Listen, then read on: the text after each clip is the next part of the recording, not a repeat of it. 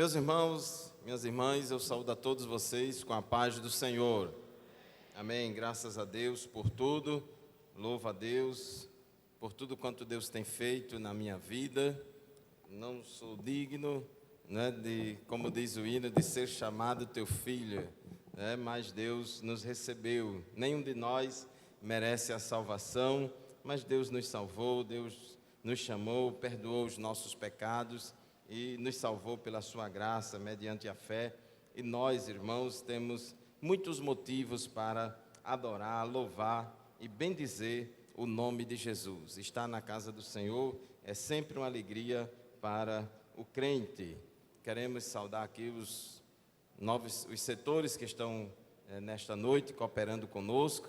Tivemos aí uma semana de posses, todos os coordenadores de setor já tomaram posse, que o pastor Wagner tomou posse segunda-feira lá na congregação Betel, setor de número 5, como também o pastor Rugiano também tomou posse ali no Abolição 4, setor de número 6, e outros coordenadores que aqui estão, todos já tomaram posse, vários dirigentes de congregação também já tomaram posse, e assim, irmãos, a obra de Deus continua, ela caminha com a bênção de Deus. Um planta, outro rega, mas Deus é quem dá o crescimento. E este é o segredo da igreja, é isso, é saber que é Deus quem faz ela crescer. Nós apenas somos cooperadores de Deus. Meus irmãos, abram suas Bíblias em Lucas capítulo 21, vamos ler os versículos 34 a 36.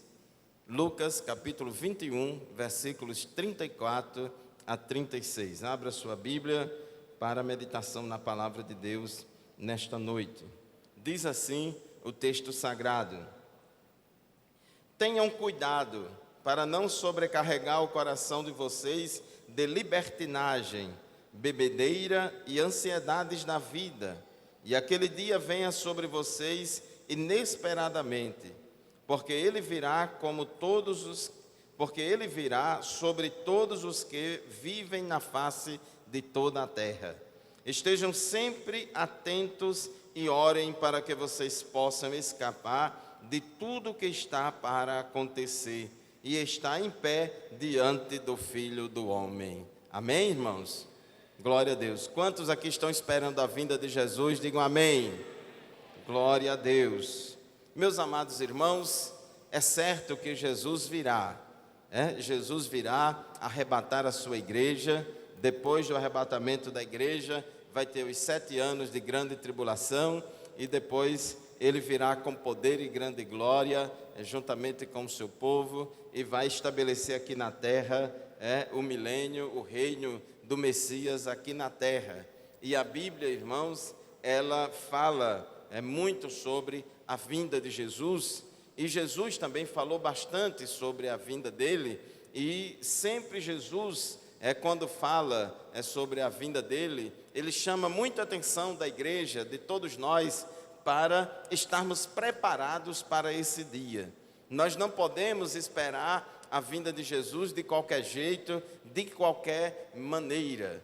Tá? Então a gente observa capítulo 13 de Marcos, capítulo 21 de Lucas, capítulos 24 e 25 de Mateus, onde estão registrados, aí os evangelistas registraram o sermão profético de Jesus.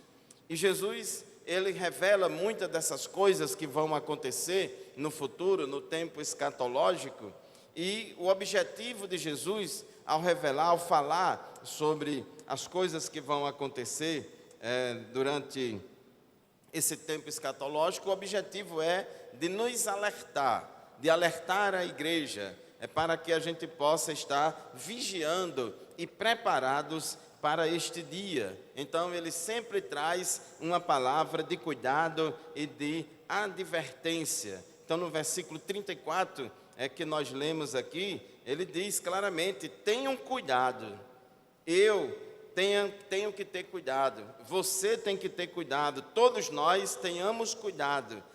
Por quê, irmãos? Cuidado com o quê? Para não sobrecarregar o coração de vocês de libertinagem, bebedeiras e preocupações da vida, e aquele dia venha sobre vocês inesperadamente. Então a gente observa, irmãos, que tem coisas que são perigosas e que podem nos distrair, pode nos sobrecarregar o coração, a mente e a nossa vida com essas coisas e assim fazer com que a gente não esteja preparados para a vinda de Jesus. Jesus contou a parábola das 10 virgens e mostrou claramente, irmãos, que uma parte da igreja está preparada e vai subir no arrebatamento e outra parte da igreja não está preparada e não vai subir no arrebatamento. Não significa que é 50% que sobe e 50% que fica não. Significa que aquelas virgens prudentes simbolizam aquela parte, do povo que se diz cristão, que vai subir no arrebatamento. E as virgens loucas, as 5 virgens loucas, insensatas, representam aquela parte do povo que se diz cristão, que não está preparada para o arrebatamento e não vai subir para o céu. E aqui Jesus, quando ele fala essa palavra, dizendo que a gente deve estar sempre atento, para que a gente possa escapar de tudo o que vai acontecer e possa estar em pé diante do Filho do Homem. E uma das coisas aqui que ele coloca, que pode distrair o crente, que pode distrair a igreja e fazer com que o crente passe desapercebido e não esteja preparados para a vinda de Jesus, são as preocupações desta vida, são os prazeres deste mundo, representados aqui pela bebedeira, pela libertinagem, e pelas preocupações e pelos prazeres desta vida. Nós, irmãos, como crentes em Jesus Cristo, nós somos, a Bíblia diz, Pedro falou que nós somos o sacerdócio real e a nação santa. Deus fala na sua palavra, lá em 1 Tessalonicenses, que todo o nosso espírito e alma e corpo deve estar plenamente irrepreensíveis para a vinda do Senhor Jesus Cristo. Nós, irmãos, temos que estar preparados para este dia, porque ele virá como um ladrão de noite. Ele virá no dia e numa hora que nós não esteja esperando.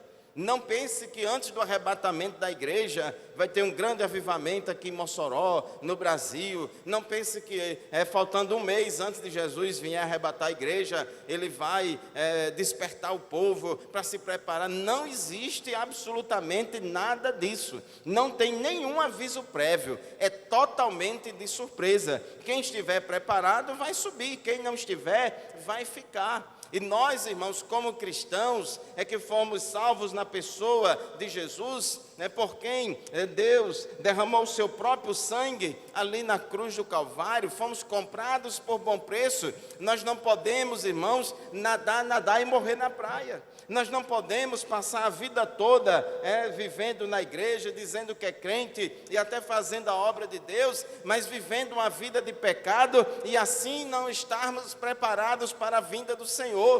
Isso é triste, irmãos, é lamentável. Então nós precisamos ter cuidado e nós não podemos brincar com a nossa salvação. É coisa muito séria. Todos nós temos muito cuidado com o nosso patrimônio, com aquilo que é de muito valor, com aquilo que vale muito para nós. E aí a gente tem muito cuidado para não perder aquilo. Faz seguro, coloca segurança e tem todo cuidado porque a gente dá valor. Mas a Bíblia diz: eis que venho sem demora, guarda o que tens para que ninguém tome a sua coroa. O diabo tem ensinado por aí que uma vez salvo, salvo para sempre. Mas isso, irmãos, não tem apoio na Bíblia Sagrada. Isso não tem apoio na Bíblia Sagrada. Como escaparemos nós se negligenciarmos uma tão grande salvação, disse o escritor aos Hebreus.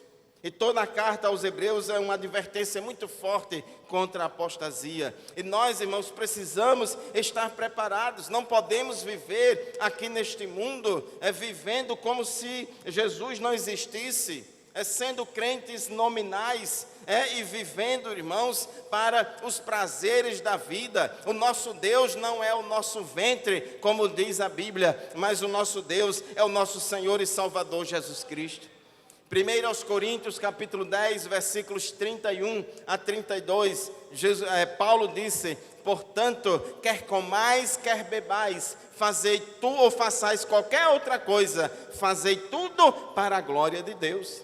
A nossa vida, irmãos, a vida do crente tem que ser para a glória de Deus. No seu trabalho, você trabalha para a glória de Deus. Nos seus estudos, você estuda para a glória de Deus. No seu lazer, você faz lazer para a glória de Deus. Aonde você for, aonde você estiver, em casa, em qualquer lugar, a nossa vida tem que glorificar o nome do Senhor Jesus Cristo. Aleluia, glórias ao nome do Senhor. E no versículo 32 ele diz: portanto, portai-vos de modo a não dar escândalo, nem aos judeus, nem aos gregos, e nem à igreja de Deus. É muito feio e muito triste, irmãos, um crente que vive dando escândalo, um crente que vive escandalizando o evangelho, servindo de pedra de tropeço para que outros não sejam salvos e não tenham encontro com Cristo. Porque, irmãos, tem crente que se desviou, mas continua ainda na igreja, está desviado, está afastado dos caminhos do Senhor, mas ele não sai do meio do povo de Deus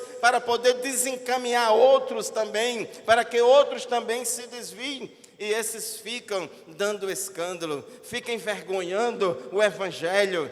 E assim, irmãos, estão acumulando e atraindo para si maldição na sua vida. Então a nossa vida tem que ser para a glória de Deus.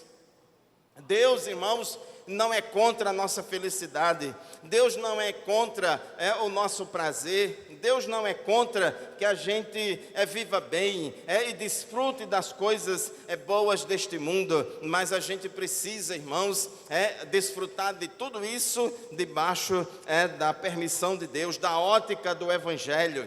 Tenhamos cuidado, irmãos, evitemos o extremo. Tem crente, que é meio masoquista, no sentido de ter satisfação com o sofrimento, com o desprazer. Ele acha que quanto mais sofrer, ele acha que quanto mais sofrer e sentir dor aqui na terra, mais ele vai acumular uns pontos e umas milhas lá no céu, mais ele vai acumular méritos lá no céu para ser salvo. Isso, irmãos, é moralismo religioso, isso é farisaísmo, isso aí é querer comprar, irmãos, a salvação que é pela graça. Isaías disse, Isaías 64:6, que todas as nossas justiças, elas são como trapo de imundícia. Não há nada que eu e você possa fazer para merecer a nossa salvação, porque a salvação é pela graça mediante a fé, e isto não vem de vós, é dom de Deus, não vem das obras, para que ninguém se glorie. Então não adianta a pessoa querer, não, eu vou ficar sofrendo aqui, eu vou fazer uma promessa, andar de joelho, me ajoelhar debaixo de uns caroços de milho, eu vou mortificar o meu corpo, porque assim eu vou evoluir, o meu espírito vai crescer e vai evoluir, não sei o que mais lá. É puro moralismo, quer se justificar diante de Deus através disso. Deus não se agrada, irmãos, disso. Mas também, irmãos, Deus não se agrada do hedonismo. O hedonismo é aquela filosofia de vida, ou é aquele costume em que a pessoa busca o prazer imediato. Ela vive em busca do prazer como um fim em si mesmo.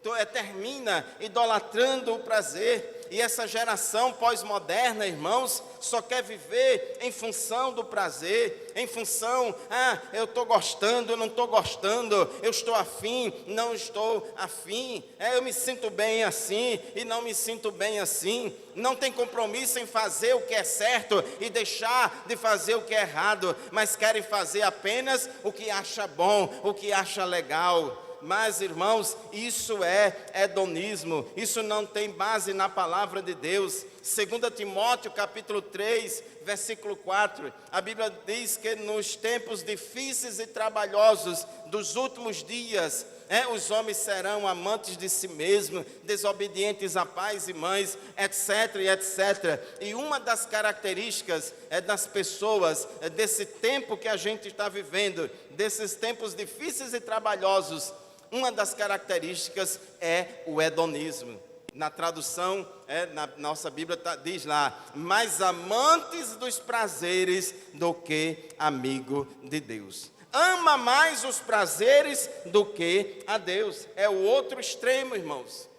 É o outro extremo. E quando a pessoa, irmãos, coloca o prazer como um bem supremo, quando a pessoa vive em função da busca e da satisfação desses prazeres, ela, irmãos, acaba transgredindo o primeiro e grande mandamento bíblico que diz: amarás, pois, o Senhor teu Deus de todo o teu coração, de toda a tua alma, de todo o teu entendimento, de todas as suas forças. Amar a Deus sobre todas as coisas. Nada, irmãos, pode tomar o lugar de Deus na nossa vida. Deus é prioridade para a nossa vida. Nós não podemos, irmãos, adorar o ventre. Nós não podemos, irmãos, nos entregar aos prazeres deste mundo. Não adianta, irmãos, porque nós não vamos obter a plena satisfação nas coisas deste mundo. Porque nós viemos de Deus, somos criaturas de Deus, temos um Espírito e nós só nos satisfazemos completamente, irmãos, em Deus, em Cristo, servindo ao Senhor. Glórias ao nome de Jesus. O vazio do coração do homem é do tamanho, irmãos, é de Jesus. Só Jesus preenche o vazio do coração do homem. Temos, irmãos, que ter cuidado, porque, irmãos, os prazeres deste mundo, o hedonismo, tem dificultado muitas pessoas a terem um encontro com Jesus. Nesse mundo no qual a gente vive, tem sido, irmãos, marcado pelo secularismo e pelo hedonismo. As pessoas desprezam a Deus, não querem mais saber de Deus, são inimigas de religião, inimigas de Deus e querem, irmãos, viver suas vidas conforme elas acham que devem viver. Não querem aceitar nenhuma regra externa. Cada uma é que coloca e que diz quais são as suas regras. O critério de certo e de errado depende de cada um. E com isso, irmãos, até mesmo corromper o sentido do amor. Lá na Bíblia, em 1 Coríntios capítulo 13, a Bíblia fala, irmãos, do amor ágape, que é o amor sacrificial, tudo sofre, tudo crê, tudo suporta, tudo espera. O amor na Bíblia, irmãos, é uma obrigação. O amor na Bíblia é um mandamento, não é um sentimento. Não tem esse negócio, estou afim, não estou afim, eu gosto de amar, não gosto de amar, deixei de gostar de amar aquilo e tal. Não é assim, amor é mandamento. Porque essa geração hedonista, irmãos, não tem compromisso com o que é certo, com o que deve ser feito. Só tem compromisso, irmãos, com a sua própria vontade, com os seus próprios sentimentos. E a Bíblia diz que o coração do homem é corrupto, que o homem é pecador por natureza. Ele é inclinado sempre ao pecado. Nós somos carnais, irmãos, vivemos em um mundo caído. Todos nós, todos os seres humanos, têm mais facilidade para desobedecer a Deus do que para obedecer a Deus. Então, precisamos, irmãos, ter cuidado. Nós não podemos ser guiados pelos nossos sentimentos, não podemos ser guiados pela nossa vontade, mas temos que ser guiados pela palavra de Deus, pela vontade de Deus, que é boa, que é perfeita e que é agradável. Ah, pastor, mas essa vontade de Deus nessa área dói muito, mas a vontade de Deus para isso aqui na minha vida é muito difícil, é muito complicado. Eu gosto quando a vontade de Deus me agrada, mas tem determinadas coisas que a vontade de Deus é muito pesada para mim. Meu irmão, minha irmã, não tem escolha. Ou você aceita o pacote completo do Evangelho, ou não aceita. Não existe meio termo, não existe quase crente. Jesus, quando vier arrebatar a igreja, só vai subir os crentes, os quase crentes vão ficar. Aleluia! Não tem conversa, não tem arrumadinho, não tem apelação, porque a Bíblia diz que depois da morte segue-se o juízo. Não tem jeito. As virgens loucas ficaram batendo na porta. Abre a porta, vê aí um jeitinho brasileiro e tal. Eu tenho uma folha de serviço prestado na igreja, eu tinha um cargo na igreja, eu era pastor, eu plantei não sei quantas igrejas, eu ganhei muitas almas, mas naquele dia não vai ter conversa não. Jesus foi claro: tenha cuidado, esteja sempre atento para que possa escapar de tudo que vai vir sobre esta terra. A coisa é séria, irmãos. E o hedonismo, o secularismo tem, irmãos, impedido de muita gente aceitar a Jesus como Salvador, porque elas fazem os cálculos e fazem as contas e acham, irmãos, que não deve seguir a Cristo. E Jesus não enganou a ninguém. Ele diz: quem quiser vir após mim, negue-se a si mesmo, tome sobre si a sua cruz e siga-me. Antes de ser crente, irmãos, eu achava muito difícil ser crente. É impossível cumprir esses mandamentos, é muito difícil, é um fardo muito grande. Mas eu pensava assim, irmãos, porque eu não era regenerado, porque eu não tinha nascido de novo. Mas quando eu vi a pregação do Evangelho, eu criei no Senhor, eu abracei a fé, Jesus transformou a minha vida, Jesus me fez nova criatura, e é assim que Deus faz na vida do crente. Glórias ao nome de Jesus. Quando a pessoa é transformada pelo Evangelho, irmãos, aí a coisa é diferente. Glórias a Deus. Muitas pessoas não têm aceitado a Jesus como Salvador. Ouve a pregação do Evangelho, ouve a palavra, a gente fala, são amigas do Evangelho, mas não querem, irmãos, renunciar aos seus prazeres e os seus desejos. Jesus falou da parábola do semeador, e várias sementes foram semeadas, e várias sementes caíram em diferentes tipos de terra, mas teve uma que caiu entre os espinhos. Aquela semente que caiu entre espinhos, disse Jesus em Lucas 8,14, as que caíram entre espinhos são os que ouvem, mas ao seguirem seu caminho, são sufocados pelas preocupações, pelas riquezas e pelos prazeres desta vida e não amadurece. Não frutifica, não dá fruto. Por quê, irmãos? Porque as riquezas, os prazeres desta vida sufoca a palavra. Mas eu sou uma pessoa tão importante na sociedade, eu tenho tanto dinheiro, eu sou isso, eu sou aquilo, eu gosto de fazer isso, eu gosto de fazer aquilo, eu gosto de fazer aquilo outro. E termina, irmãos, dando preferência aos prazeres deste mundo, e assim não se firma no Evangelho, não se firma na palavra do Senhor, nos caminhos do Senhor, porque são mais amigos dos prazeres do que amigos de Deus.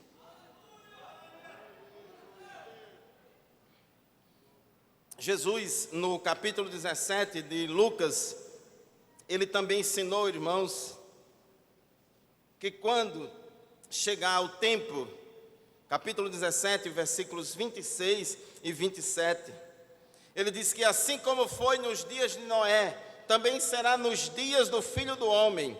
O povo vivia comendo, bebendo, casando-se e sendo dado em casamento, até o dia em que Noé entrou na arca. Então veio o dilúvio e os destruiu a todos. O que é que esse povo, irmãos, o que é que a geração antediluviana estava fazendo? Estava dando vazão aos seus desejos, aos prazeres da carne. Estava querendo saber apenas das coisas deste mundo, das coisas desta vida. Estava desprezando a Deus, estava desprezando os princípios do reino de Deus. Estavam, irmãos, secularizados. E Jesus disse, irmãos, que quando Jesus vier arrebatar a sua igreja, quando Jesus vier a esta terra, vai acontecer também coisas semelhantes. Tem muita gente, irmãos, só quer saber de comer, de trabalhar, de beber, de fazer festa, de viajar para aqui, viajar para acolá, ganhar dinheiro, e tem tempo para tudo, tem tempo para tudo quanto há, mas não tem tempo para Deus, não tem tempo para a obra de Deus. Estamos vivendo, irmãos, problemas sérios na igreja hoje em dia. Muita gente, irmãos, não quer mais trabalhar para Jesus. Muita gente já pendurou as harpas no salgueiro. Não quer mais trabalhar na obra de Deus porque dá trabalho, porque é difícil, ninguém quer pagar o preço, ninguém mais quer ter trabalho com nada, só quer saber de cuidar da sua própria vida. E isso, irmãos, é muito triste. Isso mostra, irmãos, que o grau de secularismo na igreja está aumentando cada vez mais. Ninguém tem tempo mais para as coisas de Deus, mas para uma festa de aniversário, para um encontro social, para uma viagem de lazer e para tantas outras coisas, não falta tempo. E quando não tem tempo, a pessoa arranja tempo. Mas Jesus disse: onde estiver o vosso tesouro, ali estará também o vosso coração. A gente só coloca o coração, irmão, naquilo que a gente dá valor. Se a gente não dá valor, a gente não coloca o coração naquilo. E nós, irmãos, precisamos ter cuidado, porque esse secularismo, essa preocupação somente com as coisas deste mundo, com as coisas desta terra, tem destruído muitos crentes e muitas igrejas. A Europa, irmãos, hoje é um continente pós-cristão. Ninguém quer mais saber de evangelho, quer saber de ambientalismo, quer saber de preservação das florestas, quer saber de salvar o animal, não sei o quê. Vamos preservar as florestas, vamos salvar sim os animais, não deixar que nenhum entre em extinção, porque é criação de Deus. Mas ninguém está preocupado com a salvação da alma, ninguém está preocupado com o destino eterno, ninguém está preocupado com a evangelização. É muito fácil a gente achar, irmãos, muitos ativistas, até crentes, ativistas sociais, políticos e filosóficos, não sei o que mais lá, toda hora no Twitter, no Facebook, no Instagram e não sei o que, disseminando ideias, debatendo ideias e disseminando fake news e tanta coisa. E está faltando, irmãos, crente que fale de Jesus, que fale do evangelho, que se preocupe com as almas, que se preocupe com as coisas de Deus. Nós temos visto, irmãos, tanto crente, ele tem tanto tempo, ele tem tanta garra, ele tem tanta energia e desprende tanto esforço para as coisas deste mundo, irmãos, mas para pregar o evangelho, para fazer a obra de Deus, bota muita dificuldade. Fazer um ar livre ali, ixi, é muito difícil. Dirigir o culto aqui, ixi, é complicado demais. Fazer não sei o que, não sei o que. Ir para a escola dominical, aí é que é difícil mesmo, porque você sabe, né, irmãos? Domingo é dia da gente viajar, e etc e tal. Mas Jesus disse: assim como foi nos dias de Noé, também será nos dias que antecedem a vinda do Filho do Homem. Pessoas se preocupando apenas com as coisas deste mundo, em detrimento, irmãos, à sua vida espiritual. O secularismo e o hedonismo, irmãos, têm afetado não somente as pessoas do mundo, mas muitos crentes, a ponto de eles não estarem preparados para o arrebatamento da igreja. Irmãos, é muito sério. É muito sério. Antigamente, irmãos, quando a gente ouvia uma pregação sobre a volta de Jesus, sobre arrebatamento, a gente sentia no povo e nos crentes aquela necessidade de fazer um check-up da sua vida espiritual, aquela necessidade de saber se estavam ou não preparados. Mas hoje em dia, irmãos, quando se fala da volta de Jesus, muita gente torce o rosto, vira a cabeça, recebe a mensagem com desdém, não estão esperando o reino de Deus, estão querendo construir aqui no mundo um reino por meio da ideologia política. É um reino sem Deus, é um reino de Deus sem Deus, é um milênio laico, é um milênio secular sem Deus. Isso aí, irmãos, não vai para frente não, irmãos. Só Jesus, que é o Rei dos Reis e Senhor dos Senhores, que vai, irmãos, fazer as grandes transformações sociais que este mundo precisa. Os homens prometem muito e não têm condição de cumprir. Esses males do secularismo e do hedonismo podem fazer até mesmo com que um obreiro se embarace com negócios desta vida. E Paulo advertiu a Timóteo, que era um jovem pastor, um jovem obreiro. 2 Timóteo, capítulo 2, versículo 4, Paulo disse a Timóteo: olha, Timóteo, aquele que milita na obra de Deus, porque fazer a obra de Deus, irmãos, é uma militância, é um engajamento, é uma batalha, só que não é uma batalha carnal, com as armas carnais, Paulo diz que as armas da nossa milícia não são carnais, mas poderosas em Deus para destruir fortalezas. O obreiro que foi chamado por Deus para trabalhar na obra de Deus, irmãos, ele é santo, é separado, é consagrado, irmãos, para fazer a obra do Senhor. Ele tem um chamado, ele tem um alvo, ele tem um objetivo, ele tem uma missão e não pode se embaraçar com os negócios desta vida.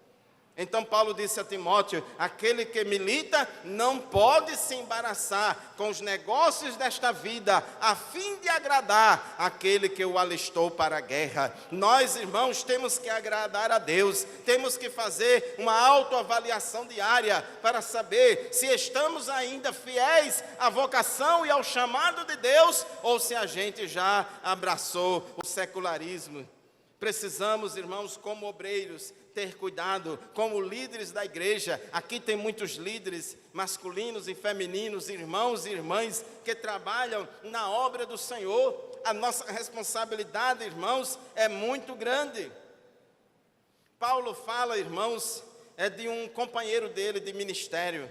Tinha um obreiro, Paulo, a Bíblia fala em 3 versículos, em 3 ocasiões, fala de um obreiro que trabalhava com Paulo, chamado Demas. Demas era cooperador de Paulo, era um obreiro que deu muitos frutos, que trabalhou muito, ajudando no ministério de Paulo. Mas Paulo, irmãos, em 2 Timóteo, capítulo 4, versículo 10, nesse período aí, Paulo já estava perto de morrer, já estava perto de passar para a glória, e ele escrevendo a Timóteo diz, todo mundo me desamparou. E Paulo disse, olha, que Demas, ele me deixou, Demas, ele me abandonou, ele abandonou o evangelho, ele abandonou o ministério, amando o presente século. Ele abandonou o ministério, ele abandonou a sua vocação, amando, irmãos, as coisas deste mundo. Fazer a obra de Deus não é fácil, fazer a obra de Deus, irmãos, tem desafios, é luta, é dificuldade, irmãos, mas temos que ser fiéis à vocação que Deus nos chamou.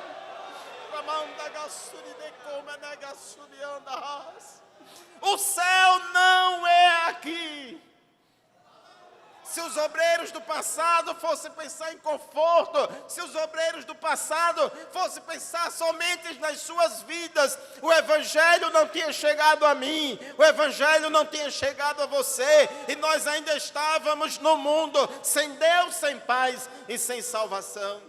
Esta igreja cresceu, esta igreja se espalhou por esta cidade, por causa, irmãos, do trabalho incansável de homens e mulheres de Deus, que não tiveram e não têm a sua vida por preciosa, contanto que cumpra com alegria a carreira e o ministério que recebeu do Senhor. Aleluia, o céu não é aqui. Não podemos, irmãos, nos acovardar. Eu sei, irmãos, que fazer a obra de Deus é difícil. Quantas vezes, irmãos, também eu não quis abandonar o barco. Quantas vezes também, irmãos, eu não quis deixar de fazer a obra de Deus. Quantas vezes também eu não quis tirar o paletó e deixar para lá e dizer, eu não quero mais trabalhar na obra de Deus, eu vou ser crente de banco. Tenho certeza que muitos desses obreiros aqui, ou se não todos, já passaram por isso. Porque a luta é grande, a dificuldade é grande, irmãos. Mas ao mesmo tempo, o Espírito de Deus fala conosco. Deus fala ao nosso coração e nos dá graça, nos dá força. Aleluia, glórias ao nome de Jesus. E nos ajuda, e a gente não desiste, a gente segue na caminhada. E Deus, irmãos, vai nos ajudar. Muitas vezes a gente se sente como Elias lá na caverna, deprimido, mas Deus vai ao nosso encontro.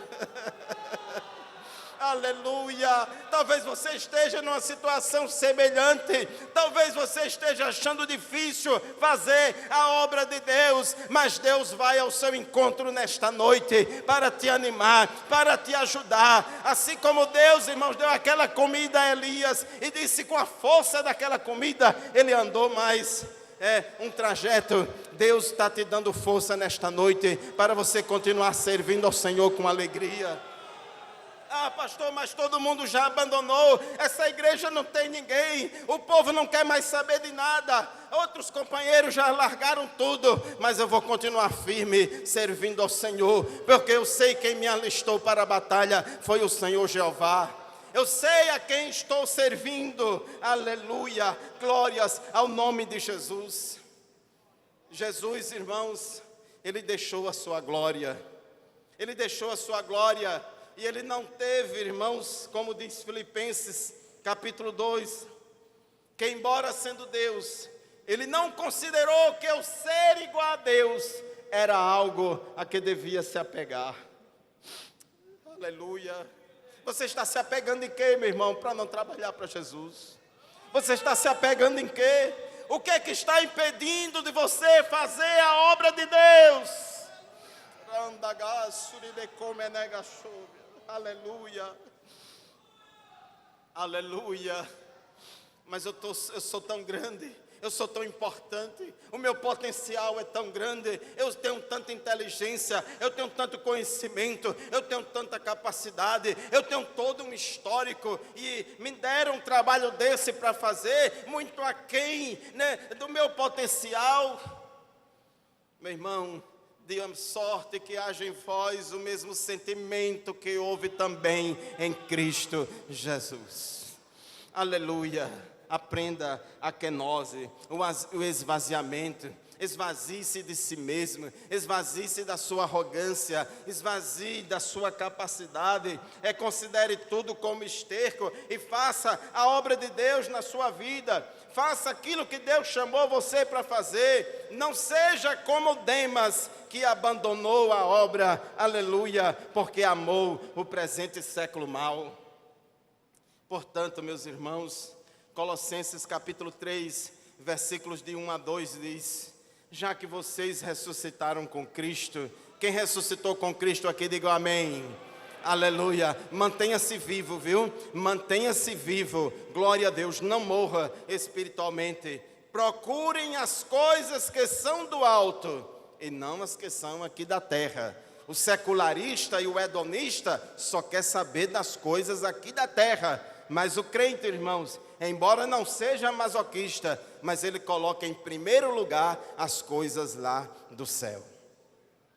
Eu sempre orei, irmãos, e pedi a Deus que, quando eu colocava as minhas causas diante do Senhor, desde a época que eu orei pedindo uma esposa, quando eu orei pedindo emprego, todos os projetos da minha vida profissional e tudo mais, e tudo, sempre eu coloquei, Senhor, que nada venha atrapalhar a minha vida espiritual, que nada venha atrapalhar a desenvolver o ministério que o Senhor me confiou. E Deus, irmão, se agrada do crente que coloca as coisas de Deus em primeiro lugar. Coloque Deus em primeiro lugar, busque a Deus em primeiro lugar, e Deus vai acrescentar aquilo que é necessário.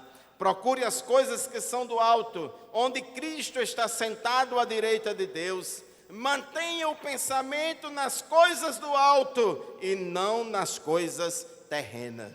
Então o crente, irmãos, não vive dando luz baixa, só olhando para as coisas aqui da terra, não. O crente, irmãos, ele vive em luz alta, olha para as coisas lá de cima, porque sabe, irmãos, que a nossa pátria não é aqui. Nós somos peregrinos, nós somos estrangeiros nesta terra, estamos aqui de passagem. Em breve nós iremos para o céu.